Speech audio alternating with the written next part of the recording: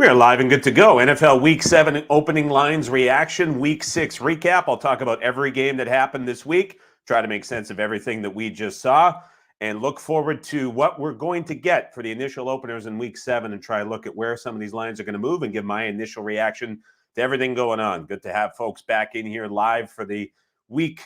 Hey, we're getting into the deep part of October now. I was going to say as we trend further, but the weeks are going by quicker. Good to see so many folks back in here for another Sunday evening. Want to wish a happy Thanksgiving to everybody up here in Canada as well. I know it's a big holiday weekend for many folks watching, so if you're taking time out of your Thanksgiving Sunday, good to have you with us here this evening. Want to say a quick hello to everybody listening on Apple and Spotify. As always, we're doing these live streams here on the RAS Picks YouTube channel. You can watch it, you can listen to it. Want to give you as many different ways to get to the information as possible. Jets Pete, I see the comment about the Sean Payton field goal. I'm with you. We'll talk about that one once we get to the game recaps. Lance comes in and says, last week's first take on the market rundown, which would have been this stream last week, was spot on. Good little heater you are on. Let's talk about the RAS NFL service quickly. 2-1 Sunday for us. 33, 23, and 2. 58.9% for the season. If you are interested in following along with all of the plays, you can head over to raspicks.com for all the info to join in the NFL service, which continues to do very well. Want to say hello to Nathan, who says Tampa Bay and Green Bay alternates. There we go. Good to meet today. Good to hear that as well. CEO comes in with hope you're feeling better. The Cowboy game is never going to end. I just went live. I'm sure the Lions are still running trick plays and pitchbacks with offensive linemen going out in motion. Talk about that in a couple of minutes as well. I'm feeling better. Hopefully the new mic is sounding decent as well. Perhaps is a little bit more presentable too. Nathan says Titans +9 at the Bills. Ooh, we'll talk about that in the look ahead. Michael's in. Happy Canadian Thanksgiving. Good to see we're back in midseason form. Let's keep on rolling. This was a golf partner and a longtime listener of the show, very successful contest player, pointed out to me playing a golf course out here in the Vancouver area this summer, which he was kind enough to invite me out, that the midseason results the last couple of years have been very strong if you're listening to the podcast. So perhaps getting into that time of year where everything starts to click as well. Happy Thanksgiving to H-Train.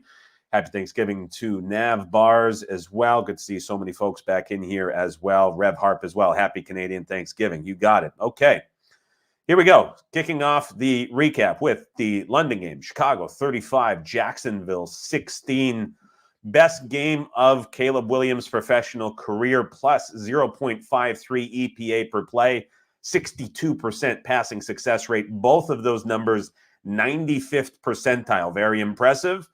Also very reflective of all of the issues that the Jacksonville defense has had and continues to have.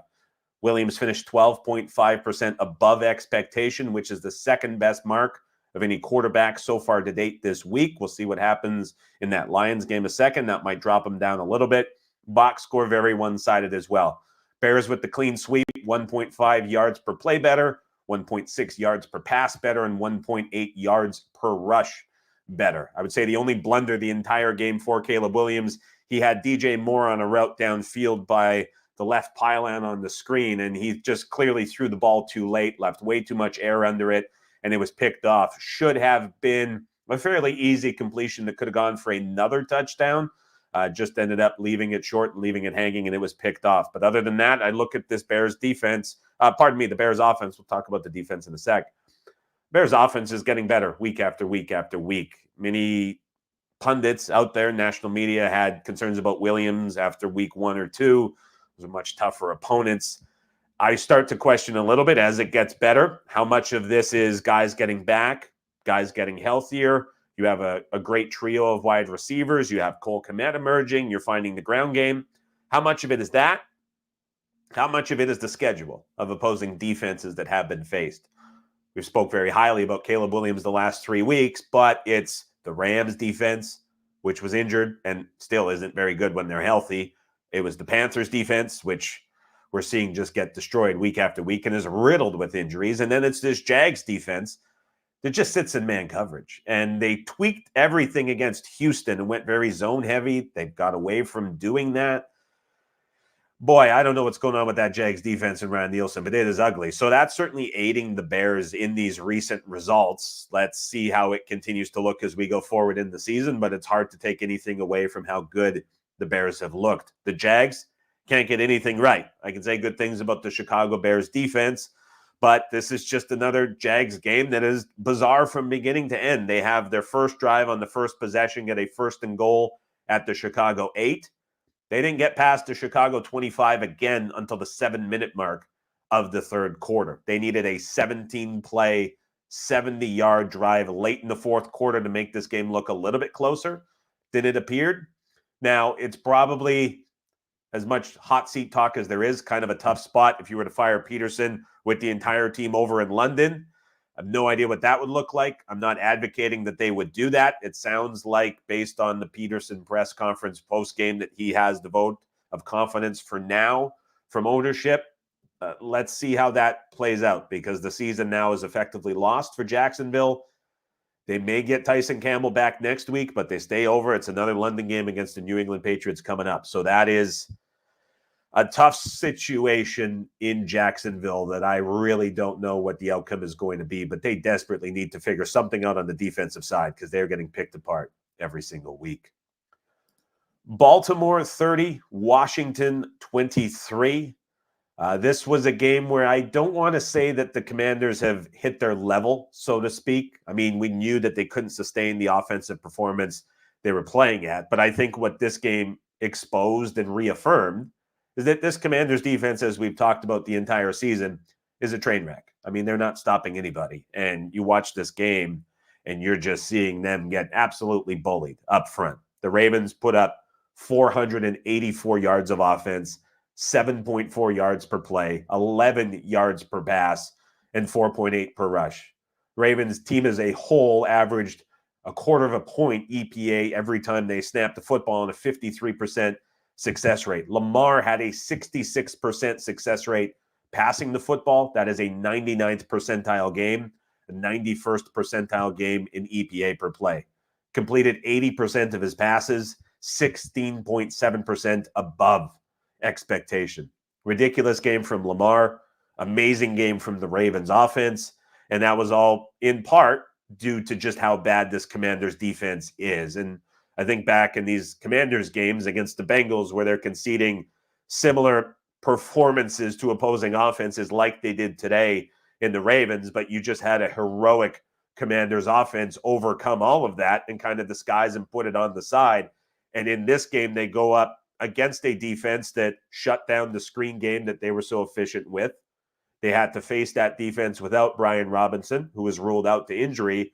And all of a sudden, the passing game becomes a lot more difficult. And you don't have those quick outlet spots, and you don't have a ground game to support. Commanders defense looks in a tough spot, as any team would against this Ravens defense the way they're playing. Just stylistically, it wasn't a very good matchup. Now, with that said, I think it's worth pointing out how well Jaden Daniels did, given the circumstances. Even though he only had a ground game that supported him with 2.7 yards per carry, Daniels finishes with a 72nd percentile game in EPA per play and 7.8% above expectation. At the time I did my write-up before some of these afternoon games settled, that was the third best mark of the week. So there's another, again, like it was an impressive Commanders offensive performance against this Ravens defense. But the problem is when you have a defense that's bad for Washington and you're not getting stops against an offense like this, you're just not going to win football games. I think one of the more unfortunate things is, as we've talked about a lot the last few weeks, we've been looking for that spot to fade Washington. And the way that the Ravens came back against the Bengals and how dominant Washington looked last week, we didn't get a 4.5 like we potentially might have seen, and how this was maybe trending if the Ravens would have struggled against the Bengals. It opened up and was lingering around 6.5, and you see the game fall 7. Effectively ended up being priced pretty correct based on how quickly some of the 7s were taking back with Washington as well. So there still hasn't really been that spot to oppose the Washington Commanders, but this is what they're going to look like when they step up in class and face a competent offense and defense on the other side, because their defense is always going to be the weak link in any competitive matchup. Green Bay 34, Arizona 13. talked about this being the Packers' breakout spot where everything looks right for Green Bay, and it certainly was. I thought Jordan Love was excellent in this game, and it looked like what the Packers' offense should look like when everything goes right. It seems like LaFleur and Dobbs, for now, have sort of moved past their disgruntlement, as they had some comments for each other that were somewhat flattering post-game, or at least not confrontational, which is probably a win for the Packers team. But you see the importance of what happens when Dobbs is out there, when you get the surprise news that Christian Watson is back on the field. It's Jordan Love in this offense against a zone coverage defense that does not have a lot of pass rush, and he just looked comfortable. Plus 0.53 EPA per play. Amazing. 71% completions, 4% above expectation, even with that mark. Just shows how open guys were all game for the Packers offense. It was a 52% success rate for Green Bay. They finished plus 0.7 yards per play, plus 1.4 yards per pass, and plus 0.8 yards per rush. It was a game where they just dominated start to finish. Now, with all of that said, there was a fraction of this game that kind of got a little bit dicey because Green Bay was up 24-0 late in the second quarter. And it was an interception for Jordan Love, which is viewed in the box score as a blunder, but it actually wasn't on Love. The receiver slipped. It was a little bit wet at Lambeau today. Receiver goes down. It's a mistimed route, and the ball ends up getting picked off. Now, Arizona quickly turns that into a score. And so all of a sudden, it's 24-0 with the Packers controlling the ball late in the half. Are they going to go up 27-0? Is it going to be 31-0? Is this game going to be out of reach? And what happens is off of that pick, it ends up in the quick score. And all of a sudden, Arizona finds themselves in a spot where they are driving down 24-7. And I'm watching the game and I'm wondering, like, are the Packers going to find themselves in this spot where they're dominating for the first 28 minutes of the half and they find themselves only up 10 points potentially, and the Cardinals get the ball out of the break? The Green Bay Packers defense holds before halftime, holds coming out of halftime, concedes a field goal on each drive.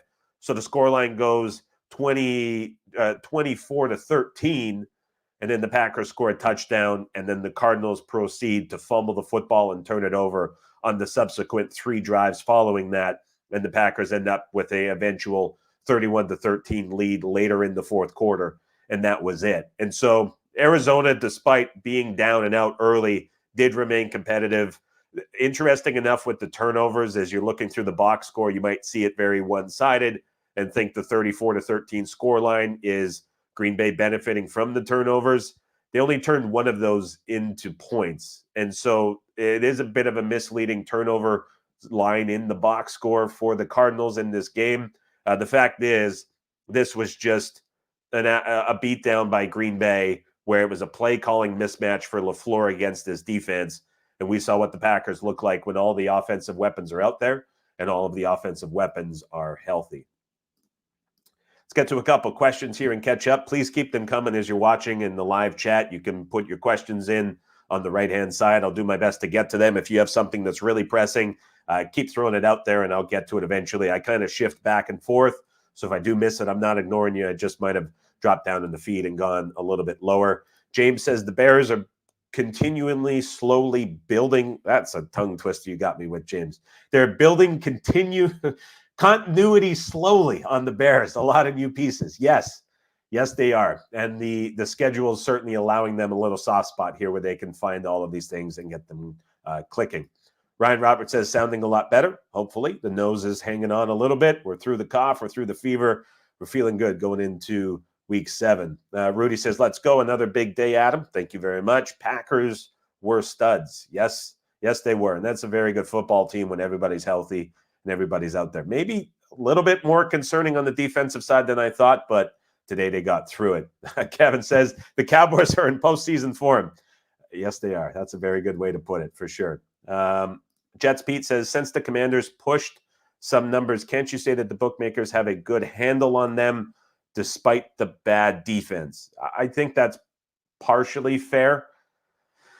I think the question is more like forward looking. Is this a level of play they're going to live at for the remainder of the season or the next short time frame as well? It's a question of like where was this team coming into the year, how are you valuing the priors? How are you valuing or undervaluing the performance to date?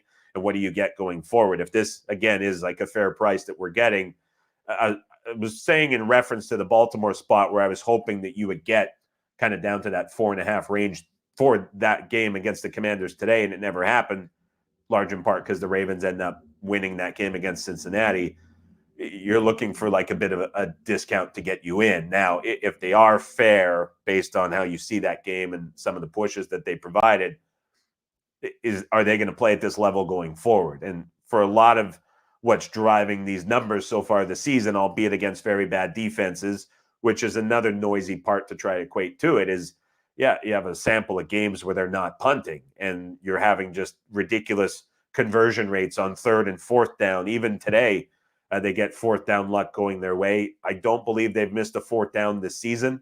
At one point today in the chat internally, there was a stat posted where the Cleveland Browns have converted just 2 more 3rd downs this season than the Commanders have converted 4th downs. And so between that and the turnovers and the lack of giveaways and just a lot of things for the Commanders, it's hard for me to say that there's a higher ceiling yet for them. So I think they're at a level that's like peak Commanders. And it's just a matter of like, when does the opponent match up to provide a good spot to bet? That could have been Baltimore, but the price was definitely in a spot where you couldn't really get comfortable and bet it. Daniel says, who you like tonight? I have no takes. I see you're a Giants fan in the background. I really don't have an opinion. I've had folks trying to talk me into the Bengals all week. I don't know why nothing's got there. I got nothing for the game tonight. Couple more questions I'll get to as we go through these games. Let's continue on. Houston 41, New England 21. I thought the most telling part of this game was in the post-game press conferences where Gerard Mayo called out his defense and saying their tackling effort and fundamentals were embarrassing. And the surprise part to me that came from this was last week, the Miami Dolphins beat up the Patriots on the ground. And that was a Dolphins O-line that got some key pieces back, but they lost Achane early in the game, and they just kind of wore down the Pats' defensive front and beat them up as the game went on. Now, Houston hasn't done that to any team all season. Joe Mixon gets put in the lineup yesterday confirmed. He's ended up starting on Sunday. And all of a sudden, you're watching this Houston team who lost Tunzel during the game, who has an offensive line that's going through a little bit of turmoil as is. And all of a sudden, Joe Mixon goes off for 7.8 yards a rush on 13 carries, adds 30 yards receiving, scores 2 touchdowns, and just dominates the game, in which Houston outgains the Pats by 1.3 yards per play. And so it's starting to become a question now. If there was one unit that you kind of had confidence somewhat in with the Patriots, it was the defense, giving the coaching staff's history and the units they're most familiar with. The offense obviously has been a big question mark all season. Now there's like real concerns with this defense, and it's being called out by coaches post-game. It's kind of an ugly scenario. When it comes to the offense for New England going forward, Drake May, I thought, showed some good and some bad in this game. I think the good, if you're a Pats fan or potentially someone looking to bet Pats overs, is that there's clearly a much more explosive element with May under center than what you were getting with Jacoby Brissett. Drake May hits 3 different receivers for at least 30-yard completions. He finishes with a 47% passing success rate, but the EPA per play minus 0.23. A lot of that driven by turnovers and some of the mistakes that were made.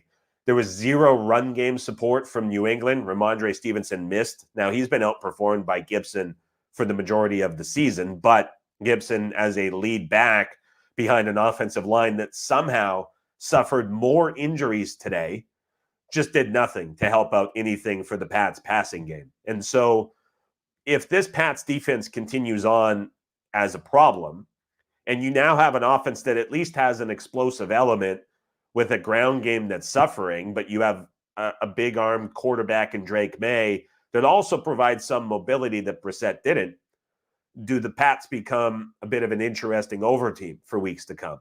It's a question worth asking. As for Houston, They win 41-21. They have multiple 20-point leads at 27-7 mid-third quarter, 34-14 early fourth quarter. A lot of it was CJ Stroud looking awesome, although not putting up massive numbers. When you look at his stat line, they're not going to jump off the sheet.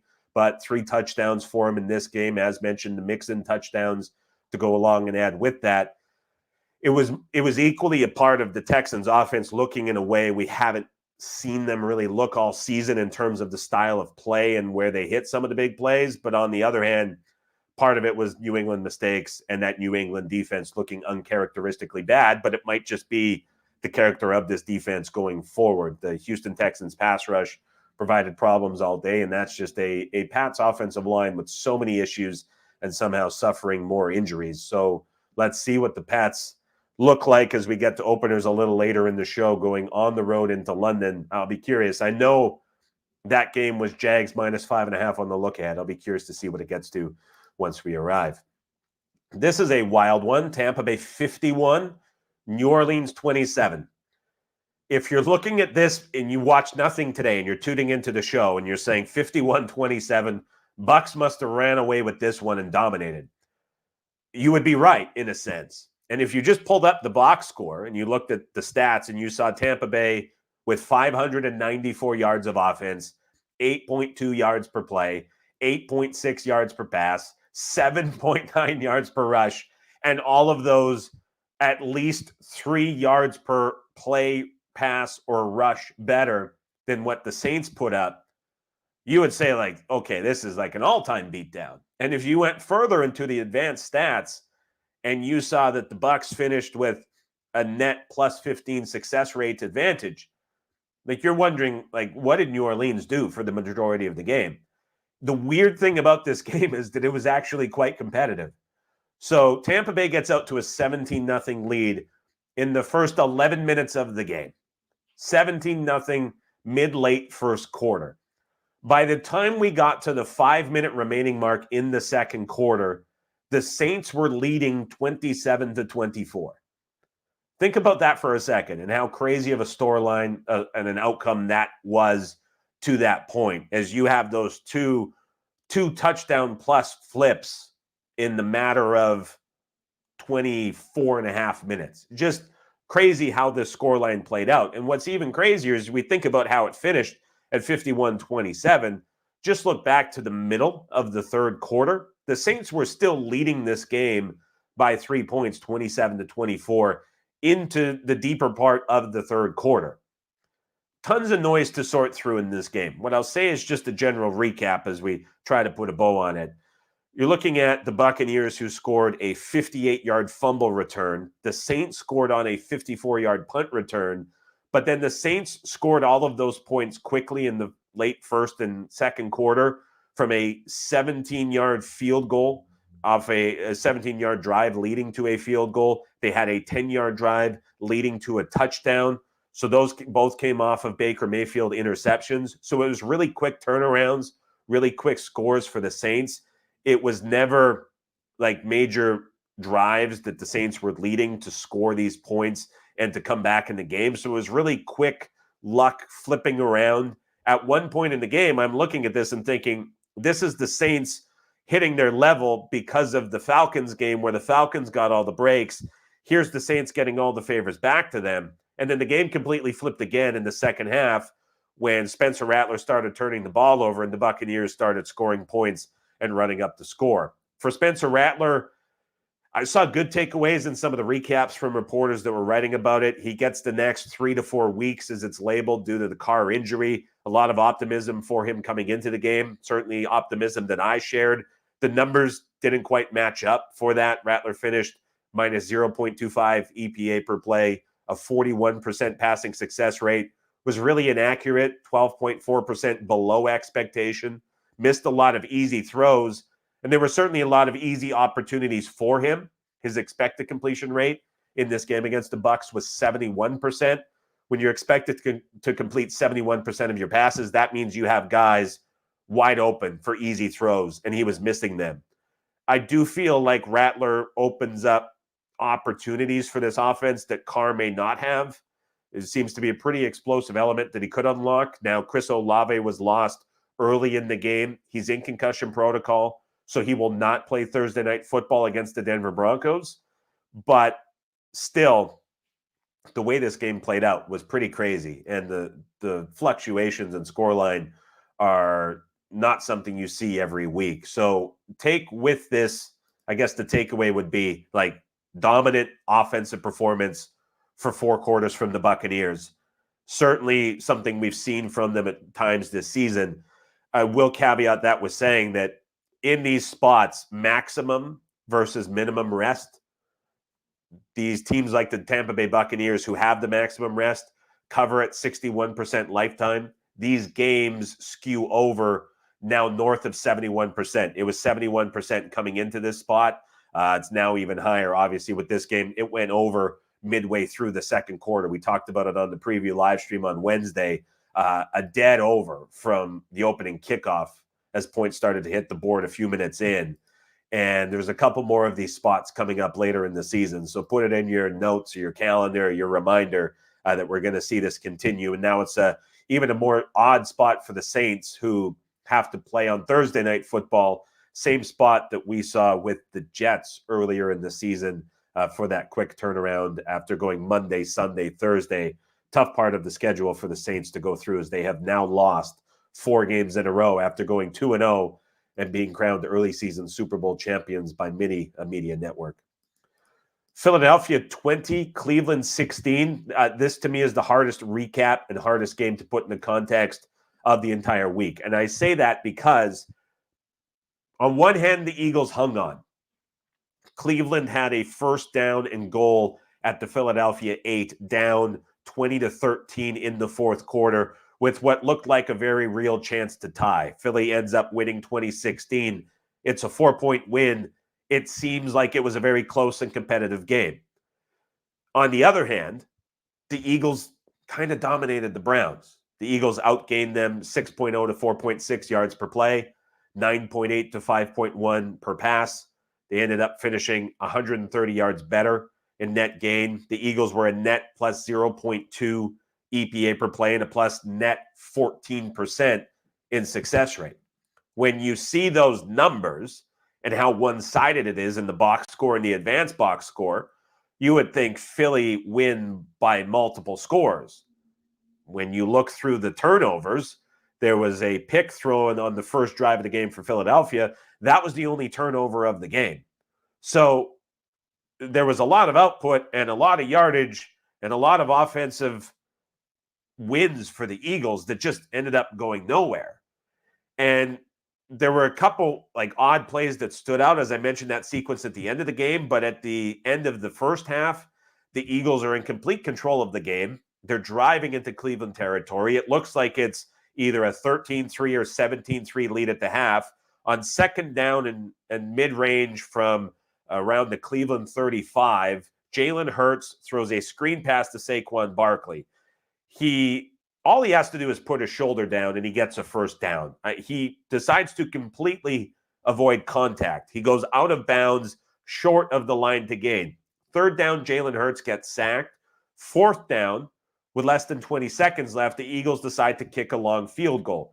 It's blocked and returned the other way for a touchdown for Cleveland.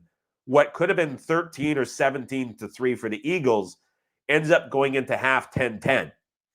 The Browns offense up to that point had 70 yards of total offense.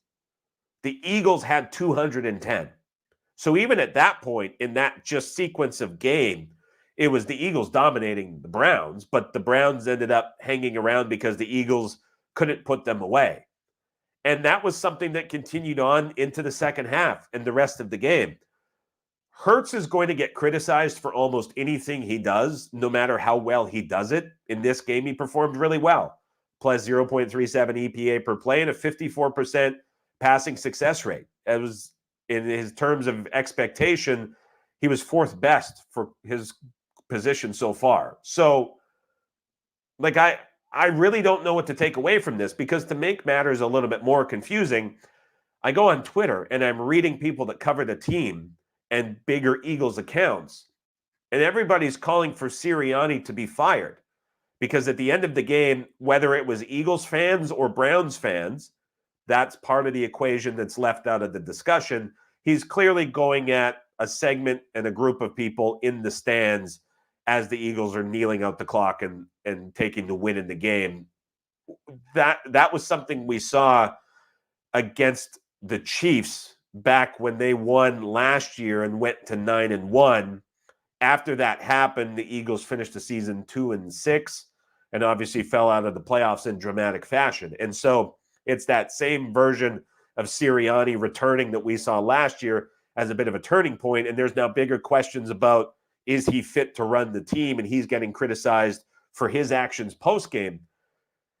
I think that's a very intriguing storyline to kind of think of, that I was reminded of post-game. I totally forgot that happened against the Chiefs and quite frankly didn't really notice. And now to see it repeat, I think that's the reason why we're seeing so many Eagles accounts really fed up with Sirianni and how he handled things post-game. And so I'm sitting here, and this, in most circumstances, would be a game where I'm talking about the Eagles getting a bit unlucky and perhaps not being warranted the scoreline that their production deserved. But it's kind of marred by, should the coach be in the being fired discussion because of how the Eagles still failed to execute in this game and put away the Browns. So it's a really hard game to kind of step away from and figure out what exactly is going on. And I'm having some trouble with that one post-game. A couple commentary. Connor says, 2 teams I want nothing to do with. Question about me moving away from White Rock. It'll be a postseason move. I'll have everybody updated with that later on. Betting is cool. Says, been following you for 5 years. Keep up the great work. Your name stands for quality. Oh, I'll print this out and put it on the fridge and show it to my wife. I appreciate that very much. Cheers from Austria. That is, I would say, Austria, Uruguay, Southeast Asia. I'm having trouble. I'm having trouble picking a Southeast Asia country, but top 3 on my countries I want to visit, and they could go in any order. I had a layover in Austria on my way to Croatia a couple years ago, and I got to spend like 2.5 hours just kind of roaming around. Loved every bit of it. And so that is so high on the list, and hopefully one day get out there.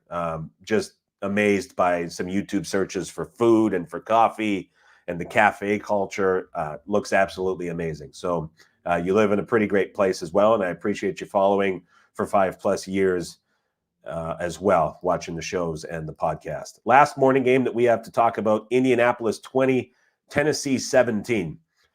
There's no excuse anymore for Brian Callahan to continue to play Will Levis at quarterback. None. This game sealed it. If he goes back to him in the next game, I'm out of answers for this Titans team, because the Colts have allowed offenses to break out against them all season long. I mean, the Colts defense is so predictable and so easy to navigate. And it wasn't just the fact that Will Levis was inept and ineffective, and I was very wrong with my prediction that the Titans would break out. I was very wrong with the prediction on the Titans team total over 21.5. It's the one blunder on the card so far in what was otherwise a very good week for every game handicapped. It was the fact that this Titans team frustrates the hell out of me, because they say one thing in press conferences and they say one thing in their planning, and then on the field, it's just never that. And I'm kind of tired of it, and I don't know how to approach it going forward. It's like the anti-Lions, where you know what the Lions are going to attack. For the Titans, I have no idea, and maybe that changes with Mason Rudolph. If it does, it would be a lot better for betting. Will Levis against this Colts secondary, which has allowed several receivers to break out for 100+ yards, which has allowed several offenses with younger quarterbacks figuring things out to be their get-right game. Levis throws for 95 total yards. He's criticized all broadcast about not getting his wide receivers involved. Hopkins finishes with an unthinkable 54 yards. Ridley finishes with an even more unthinkable 0 yards on 8 targets. Ridley had 145 air yards targeted, turned it into 0. Tyler Boyd was not on the board until late with any meaningful contribution. I'm at a loss with what this Titans team is trying to do. I don't understand it. I don't get it. Levis finishes minus 0.14 EPA per play, 31% passing success rate, was 3.9% below expectation. It makes no sense. And the Titans were aided in this performance and in this game by a 3rd and 19 running back draw that turned into a 22-yard on touchdown where I mean, you're watching Pollard run through the Colts defense untouched on 3rd and 19 with Titans offensive linemen blocking at the second level. Things should be so easy against this Colts defense. And the fact that they made it look so difficult, I think is just a damning assessment of this Titans offense. I don't get it. And even when you're watching the Titans with some drives where they sustain offensive success, at not one, two different junctures of this game, they had 2 drives go at least 15 snaps and not cross the Colts 25-yard line. Like if you think about how long a field is in football, it's hard to imagine a 15-play sequence. And it's not like the Titans were getting the ball at their 1-yard line. It's hard to imagine a sequence that long where you're not passing the 25. Never mind the red zone. Never mind being stopped near the goal line. They can't even cross the 25-yard line. It's bizarre. And so I don't know how the Titans go back to Levis. The fact he got such an endorsement from Callahan pre-bye is concerning. You have to see what's there with Rudolph going forward. This cannot be another spot where Levis is continuing to get starts. Now, the Colts end up starting Joe Flacco late. Richardson's not on the bench. They end up getting miraculous recoveries from both Pittman and Downs to play in this game. It's another game where the Colts get away with Flacco, who just jacked up the pass rate again. You're looking at the pass run splits, completely different with Flacco. Are they going to revert back if Richardson starts next week? Let's see. But this is a game where the Colts scored 20. Flacco missed Pierce wide open for a walk-in TD. That was left off the board. The Colts also benefited from 113 penalty yards gifted to them by the Tennessee Titans on accepted calls. And so even though the box score would suggest that the Titans, who outgained the Colts by 0.3 per play, perhaps deserved better in this game, they most certainly did not. This was a terrible game and a terrible game plan from the Titans in a season that has been full of them. LA Chargers 23, Denver 16. Here's the one that you have to watch for if you're trying to eliminate games, reduce noise, take out some stats from games and performances, because this is a very misleading box score, a very misleading final score, and a very misleading outcome. Chargers were up 23-0 early in the fourth quarter. Dominance. And that was in spite of Harbaugh having to leave the game early with an illness. Was it altitude? I'm not sure.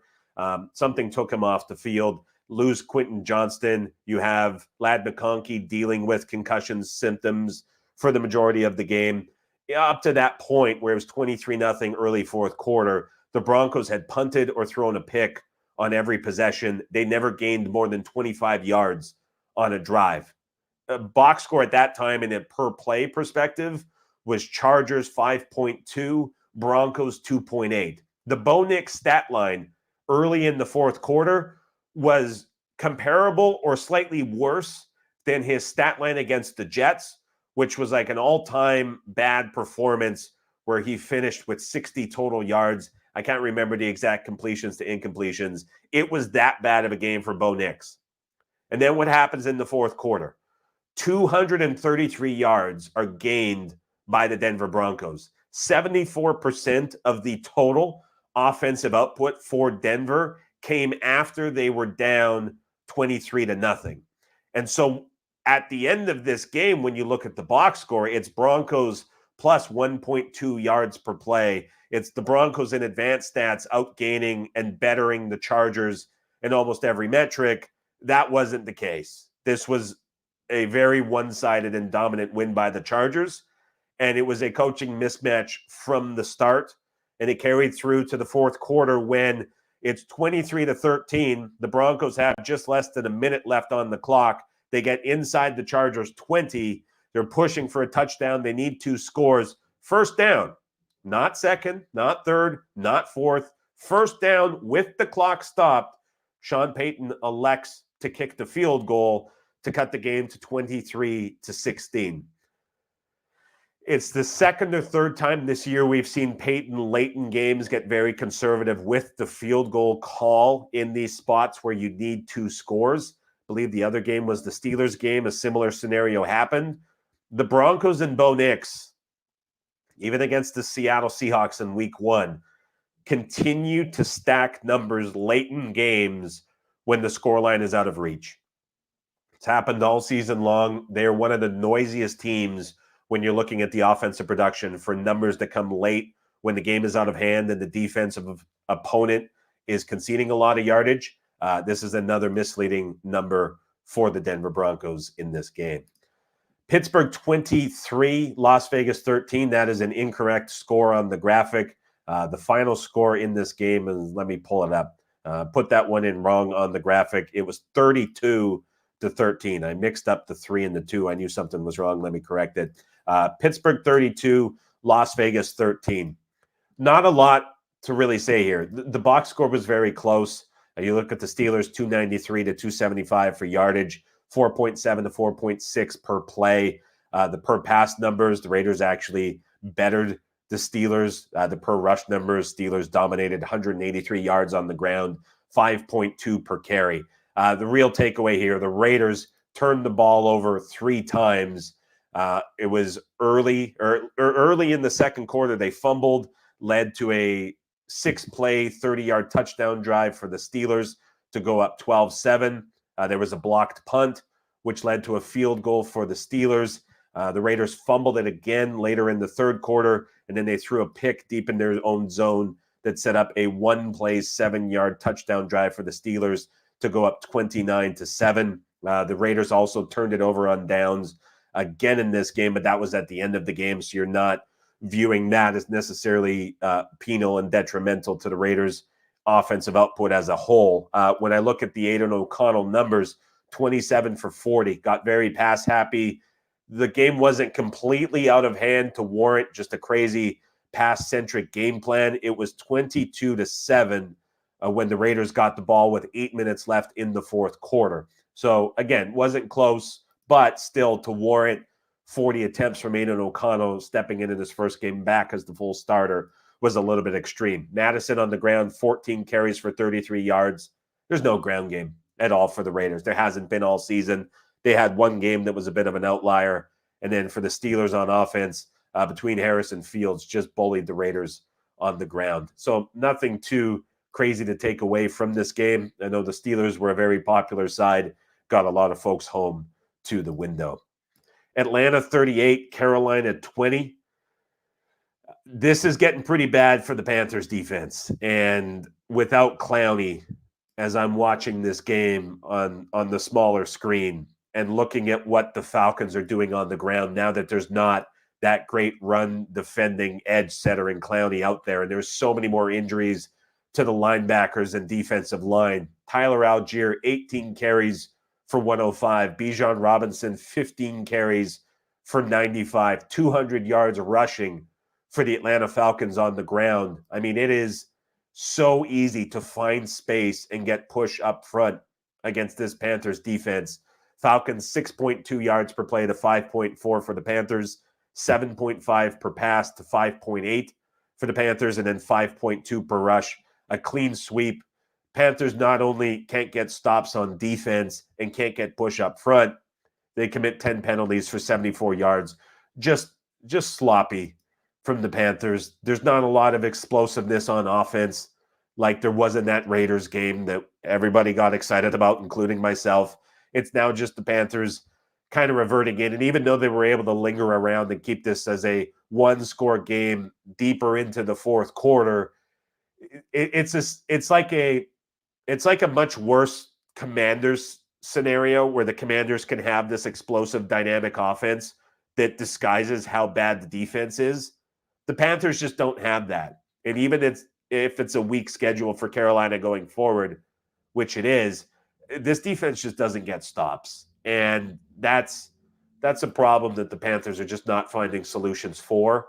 And they're so beatable in the ground game that teams are just finding these easy offensive game plans to keep the ball on the ground and move it. And that's exactly what the Falcons did. I mean, you think about the game Kirk Cousins had against the Buccaneers where he goes over 500 yards.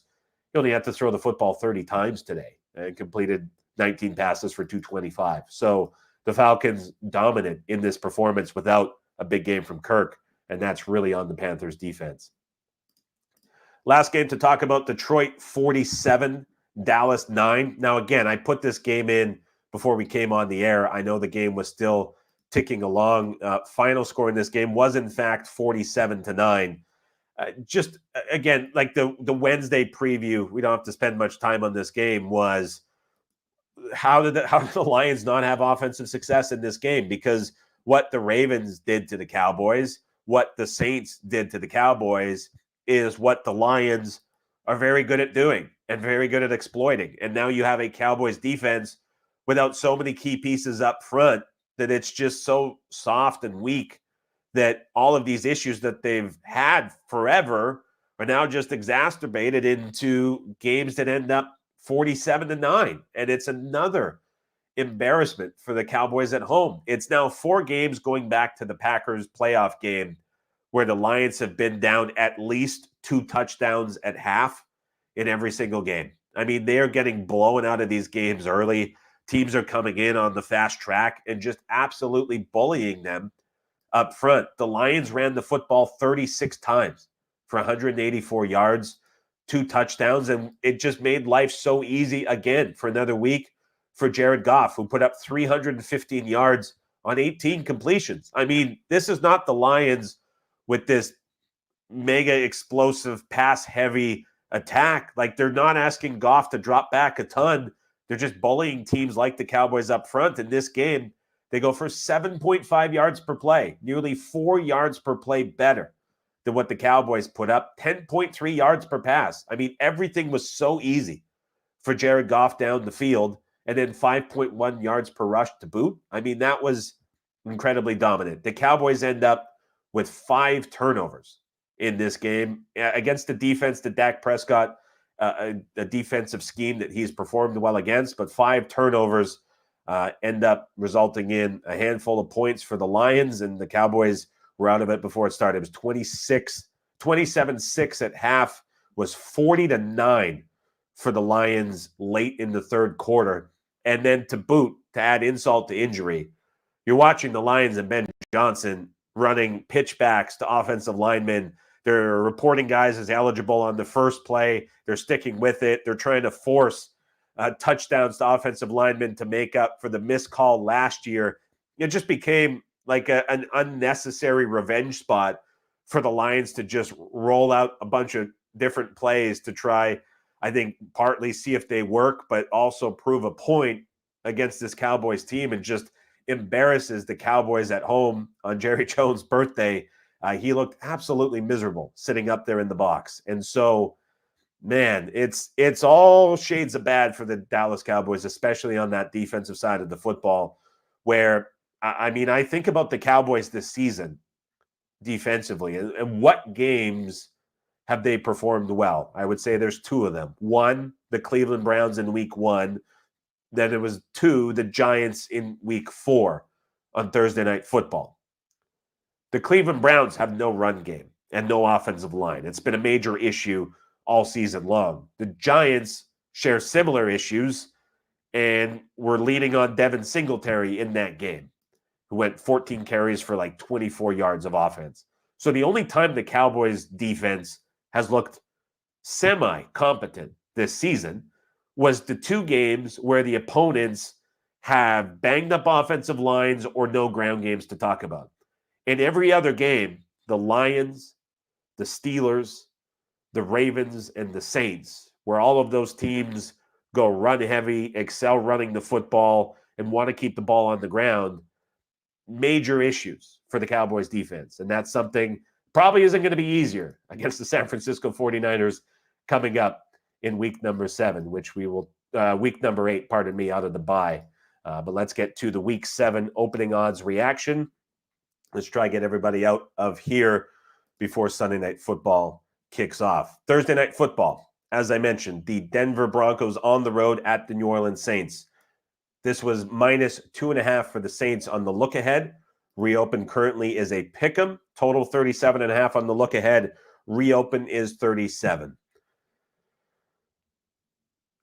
I don't know what to make of the Denver Broncos, and I don't know what to make of them pushing forward with Patrick Surtain not on the field. And Surtain is going to miss this game because he is in the concussion protocol. And if you get a concussion on Sunday, you do not have enough time to clear the protocol to be back on the field for Thursday Night Football. Now, with that said, teams can kind of do whatever they want, as we're seeing the Bills do with Josh Allen, as we're seeing the Giants.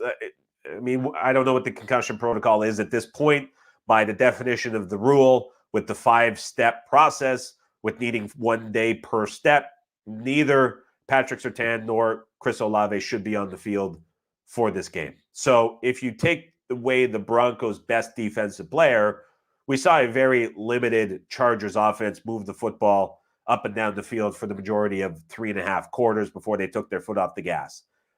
The Saints with Rattler in this matchup pose a lesser extent of an offensive attack than the LA Chargers do, with how physical the Chargers can be up front running the football, as the Saints have a ton of offensive line problems.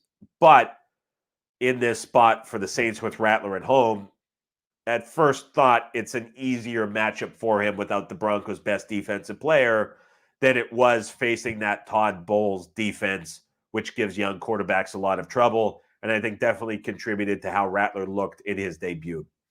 Don't really have an opinion on the side or total in this spot, but a couple key notes there to think about with 2 stars and concussion protocol, and maybe some matchup notes to think about. London game at Wembley Stadium this time, not Hotspur Stadium. The S's and the P's with a stuffed up nose are still struggling to get out at the usual velocity that they do when I'm speaking here on the podcast. So if you're wondering why things sound a little bit slower, we're still not at 100%, but there's some words that I'm hearing myself say that are a little bit botched as we go. So pardon me for those. Jags, 3.5-point favorites on the look ahead. Reopened 5. As I mentioned, this was as high as 5.5. Total from 38 up to 41.5. So as you could probably hear me talking as I went through, I think the Pats play much more like an over team with May than they do than Brissett. And against this Jags defense and how much man coverage they play, I mean, it's a matchup that you would think, especially if the Pats defensive problems persist, that 41.5 for this game is short. Now, we think about where the Jags closed against the Bears defense that certainly grades out better than the Pats defense. That game closed 45. This is 41.5. However, some unknowns in this that maybe don't make it just an auto play to the over. First of all, we have seen a bit of an adjustment up, 3+ points at this point. 2, Drake May starting on the road in an international game is a bit different than him starting at home, certainly. Something else that I would say in this spot, too, is that the Jags potentially get back Tyson Campbell. Now, they lost a starting safety today, so an exchange of your best cover corner for safety probably is a net win with the cover corner coming back. But that's something to potentially think about and change. There's also, I guess, an added element of, well, if the Pats head coach is calling out the defense and Mayo is calling out that unit, do you get an inspired effort in this spot? And perhaps the Jags are a completely dead team. Don't know if it completely talks me off of 41.5, but maybe it gives a little bit of a pause to this just being a carryover situation that looks to keep playing these Pats overs. Seattle on the road at the Atlanta Falcons. Falcons 2.5-point favorites on the look ahead. Atlanta dominates. Seattle gets beat up on Thursday Night Football in a tough spot for the new staff. Gets extra time to now go on the road. This was 2.5 on the look ahead. 2.5 minus 25 at Chris. 3 minus 105 at BOL. Total from 47.5. Adjusted up to 49.5. Adjusted up for a couple of reasons. First, the Falcons offense continuing to look pretty explosive in both the run and the pass game the last 2 weeks as they sort things out. The Seattle defense still dealing with a handful of injuries up front, which should give the Falcons a couple options to exploit on offense. The other thing here, the Atlanta Falcons, Mina Kimes on her podcast labeled them as having negative pass rush. The big issue for the Seattle Seahawks all season has been the offensive line. Anytime Geno was kept clean with these wide receivers, it's bombs away. You're also getting Seattle going indoors to take on this Falcons defense, which I believe suffered an injury to Simmons later in the game. I came online before that started, but that's something to keep in mind too. So could certainly see why this is moving up, given the matchup. The Atlanta win and cover against the Panthers. The Seahawks underperform at home. You get the bump up from 2.5 to 3. No real opinion there. Tennessee Buffalo still off of the board with the Bills playing on Monday Night Football. This was Bills 8.5 on the look ahead. If it's a Bills win against the Jets, given what the Titans did, I'd be surprised if this isn't 10 or higher on the reopen. The Bills struggle. I think we get back to the original 8.5. Maybe it goes to 8 flat. Cincinnati, Cleveland, still off of the board. Bengals kicking off shortly. This was Bengals minus 3.5 on the look ahead. If the Bengals show up in this game and win, and it's another great offensive performance like they've been stringing together, this is certainly going to go up from the 3.5 and open a lot higher. Houston on the road at the Green Bay Packers. Packers were 1.5-point favorites on the look ahead. Unfortunately, open 3-point favorites currently, total from 48 down to 47. Interesting move down on the total. Certainly makes sense. It looks like Jordan Love back to 100%. He was under center more often this game. He had a big play and a big touchdown off of it. Offense looks great. You have your receivers back with Watson back, looks 100%. You have Dobbs back as well. Talked about that situation being kind of sorted out internally. Packers are getting back after really 5 weeks of underperformance to starting to get up to their true level in their power ratings. So you get a bit of an upgrade there. Texans, on the other hand, benefit from a lot of Pat's mistakes, but win and cover on the road. And so even with this adjustment up, pretty notable on the Packers being upgraded in this spot. Was hoping somehow with the Texans' bigger win that maybe this was going to be shorter and under the 3, but at 3, I think it's a decent number in this game. Miami on the road at the Indianapolis Colts. It says Colts minus 3.5 on the look ahead. Reopen is minus 4. Dolphins in the bye week. I don't believe in week 7 here there's any chance that Tua is going to be starting. I think it's a week early off the top of my head. Please correct me if I'm wrong in the chat. So it's most likely another Huntley game. For the Colts, Richardson, by all accounts, should be back. I think Jonathan Taylor has a decent shot to play based on how things were reported. And the Colts effectively have their entire army of weapons at wide receiver, who went from going on IR on Wednesday morning to playing in full and contributing a meaningful amount today in the game as well. So you have a bit of an upgrade for the Colts as the Dolphins were in the bye week, and you now see the Colts priced at minus 4, total from 41.5 up to 42.5. Colts totals are a little bit trickier with Richardson because they're a lot more boom or bust. With Flacco, you just get steady pass rate over expectation uptick. With Richardson, it's major yards per play, possibility of major mistakes, but then also a lot more run-heavy focus. Before Richardson went down with the injury, the Colts were number 2 in the league for yards per play on offense. But it's Tyler Huntley and the Dolphins on the other side, which is leading to this total at 42.5. Detroit on the road at the Minnesota Vikings. Vikings 1-point favorites on the look ahead. Reopen minus 1.5, total from 48.5 all the way up to 51.5. My first thought here is starting to wonder if this is the spot to play against the Vikings. Now, what gives me pause is a few things in the matchup. First, the loss of Hutchinson on the defense for the Lions is enormous.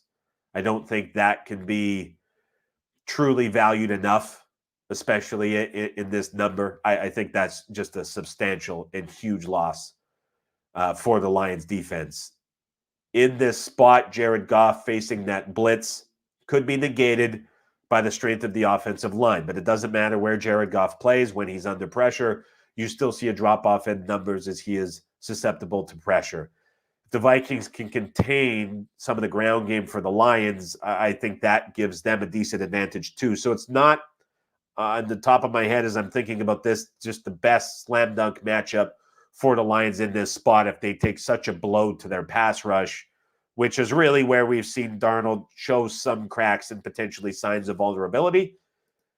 If you eliminate that element from the Lions defense and you give the Vikings offense extra time to prep out of the bye to go up against this defense, the Vikings should have advantages too. So it makes sense here that we've seen the total go up. Don't know if this is the spot to jump in and fade the Vikings. Tough week 7 so far for reactions. Eagles, Giants, still off of the board with the Giants kicking off right now. We are looking Eagles -4. This game tonight will certainly have an impact if this number gets down to 3 or ticks back up to the original look ahead of 4. Vegas on the road at the LA Rams. Rams -3, currently -5.5 on the reopen. Total from 43.5 up to 44. Key news to watch is what are you getting from the Rams receivers, if anything. And I'm looking through notes right now on Cooper Kupp and his projected return. There was a couple sites and a couple sources estimating that there was a chance that he could be back for this game in week 7. If he did come back, it would probably be less than 100% for Kupp, but definitely something to keep an eye on from the injury front to see if he's going to be back in this game. At this point for the Raiders, as they now, again, suffered a big loss on their defensive line a week ago. You were watching them throughout the game today struggle against the Steelers.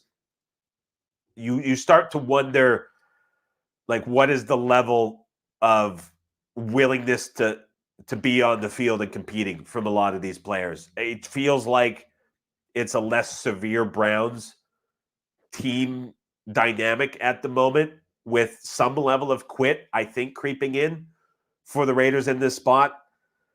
And I don't know what that is going forward. There's definitely a bit of a premium here put on the Rams. I would expect LA to have some strong offensive success.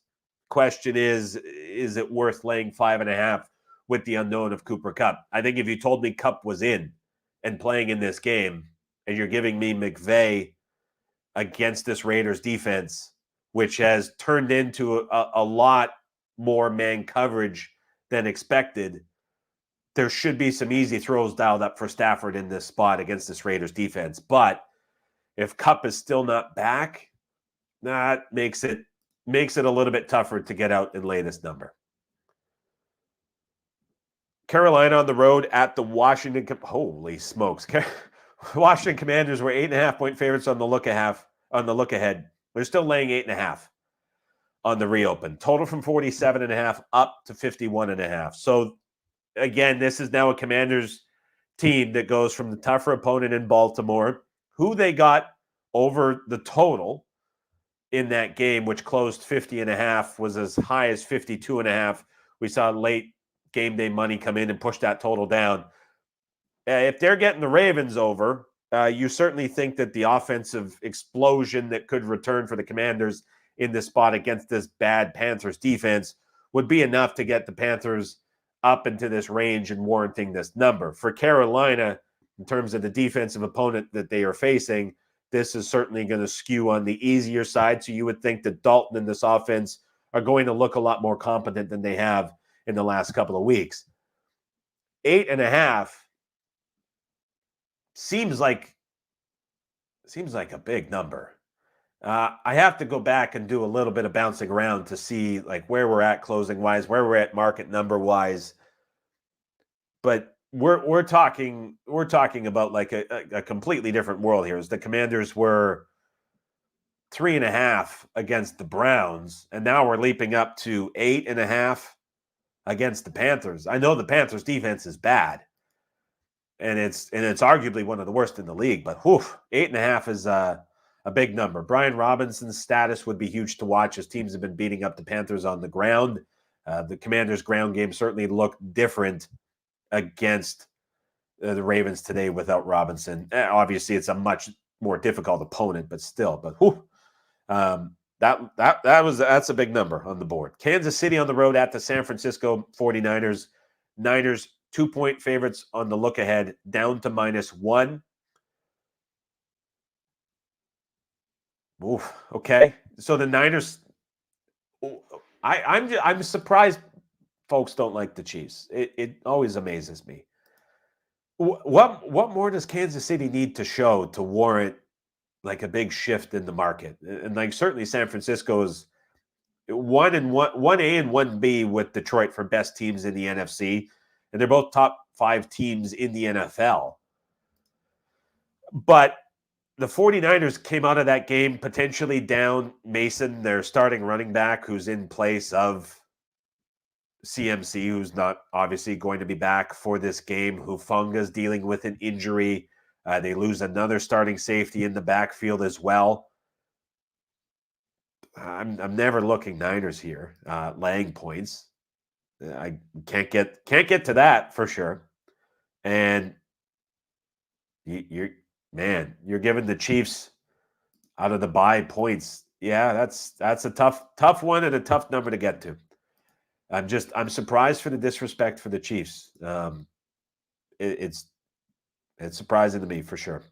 Obviously, Super Bowl rematch in this game where we saw the Chiefs defense have a lot of answers for what the 49ers wanted to do offensively. And if you take McCaffrey out of that matchup and out of that dynamic, that certainly makes things easier for the Chiefs defense overall and what they want to do and how well they tackle and how well they matched up outside with what looked like a good advantage for the 49ers outside too. And so maybe the Super Bowl revenge angle gets people excited here and gets them into the market to be backing the 49ers. But to me, if I think about where those two teams were in the Super Bowl, like the Chiefs at Christmas lost to the Raiders, and the whole question and turmoil was like, what is this team going to do, and how are they going to figure out their offense? And everything's a problem, and they had to go to the quicker cadence and switch snap counts around and get moving quicker. And so, like, I know when we're looking at this relative to the Super Bowl, the question is going to be like, where are these two teams now relative to what they were? And it's easy to say, well, the Chiefs are worse off because of all the receiver stuff, but the Chiefs barely had everything figured out going into that Super Bowl matchup with their offense. It was at best like a 3-week window where they figured it out. And so now if it's a comparable discussion and it's saying, well, the Chiefs receivers are worse than they were a year ago in the Super Bowl, I don't know if they are. I think it's a comparable spot. If I want to point at anything and say that it's worse, it's the 49ers offense. Maybe not statistically because they've had some great games, but I can't sit here and say the 49ers offense this year is better when the yak is way down and you don't have McCaffrey. And I certainly can't say the 49ers defense right now is better than what it was in the Super Bowl, especially down guys in the secondary. Yeah, I don't know. Jets on the road at the Pittsburgh Steelers. Steelers were 1-point favorites on the look ahead, out to -2. This was a spot that we're not seeing fully available with the Jets obviously playing tomorrow, but the Steelers looked very good on the road at the Raiders. I would imagine there's probably a crop of folks who are hoping that the Steelers would underperform. Maybe you get a Jets overperform and you're backing the Steelers defense at home in this spot. I think it's probably going to be tough to find an argument for the Steelers at a discount given how good they looked against the Raiders, unless the Jets do something pretty crazy on Monday night and come out of it. But this probably wouldn't go on the reopen Tuesday morning less than pick, I would expect. Maybe that's enough to draw Steelers money off of the hop, but we'll see what happens on the reopen.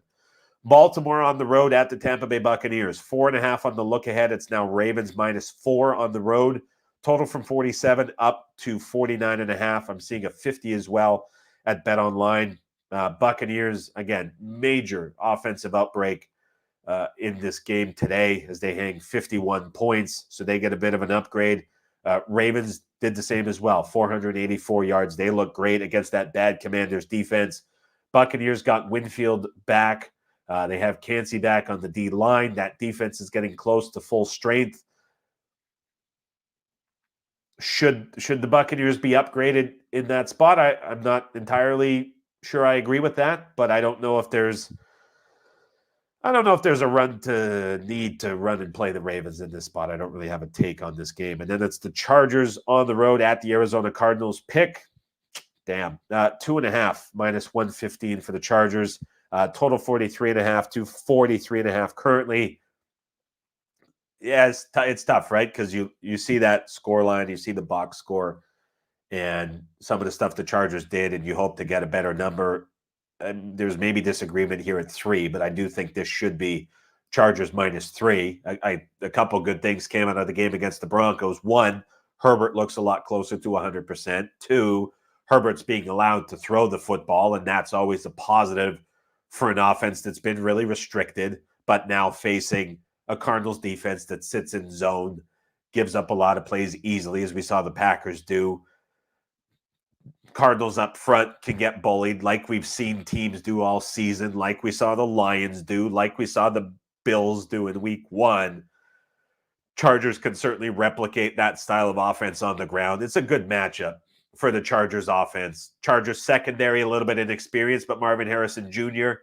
dealing with an injury. There's still the right side of the O-line for the Cardinals dealing with injury issues too.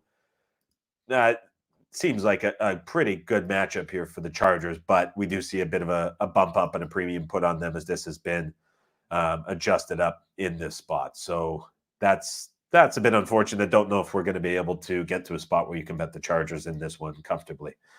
Last thing to wrap up, just injuries. Denver, again, Patrick Surtain, concussion, he'll miss. The Saints, Chris Olave, concussion, he will miss. Arizona, Marvin Harrison Jr., concussion. Kaiser White, Bilal Nichols, Joey Blunt, and Sean Murphy Bunting, 4 defensive players, 3 starters, did not return, suffered injuries. Cardinals defense really banged up coming back from Green Bay. We're talking about the Chargers' advantages, heavier personnel running up front. It should set up very well for them in this spot, especially if some of these injuries hold. Marvin Harrison Jr., again, with the concussion, I think the Giants and how they handled Neighbors, I know there's the concert stuff, but they were very conservative with them. Seems to be a bit of a trend to handle younger guys a bit more cautious with concussions. Something to keep in mind. Cleveland will have Nick Chubb back for this game. He said that he is going to play against the Bengals, so that's one to note. Indianapolis lost Ryan Kelly, their center. Philadelphia lost Goddard and their left tackle, Mailata, both hamstring injuries. Mailata was carted off. That's a problem. Pats lost another offensive lineman in Lowe. Ankle did not return. Detroit lost their defensive leader in Aiden Hutchinson, and Tennessee lost Tajay Spears with a hamstring injury and did not return. All right. That will do it for me. Check in the comments here quickly before I go. I like Baltimore here. It's a sad point, but it's an interesting point. I like Baltimore here. Distractions in Tampa as a result of the hurricane. That's an interesting spot. Connor, complete opposite. I like Tampa in this spot. Could go both ways. Motivation versus not. That's intriguing for sure. Danny says, be ready to hear Andy Reid's record off the bye week too. I've not heard of that, Danny. Is that something that exists in NFL? I haven't heard it. Fill me in on that one later in the comment section. I've not heard about anything Andy Reid and the bye week related before. Few more saying too many points. Ian, I'm not sure exactly which game that was for. Devin Bart says 2.5 as there was some Seattle chatter in that game as well. And then Joe Burrow just runs for a big problem. Sean says, why is it a problem if a player goes to a concert while in protocol? I'm not a doctor, Sean. I don't know. If you have a head injury and you have a concussion and you're sensitive to noise and light, which would be symptoms of a concussion, my understanding would be if you go to a concert filled with thousands of people and loud music and flashing lights, it's probably not the best scenario to be in. I don't know. That's my understanding of it. It's also very bad optics when you're not playing the week prior. You're out at a concert as you're being labeled as being in the protocol, and then you're being caught on Instagram at that concert. So that's a bit of an issue too. So there's some optics there, and I'm sure some very real health stuff that applies to that as well.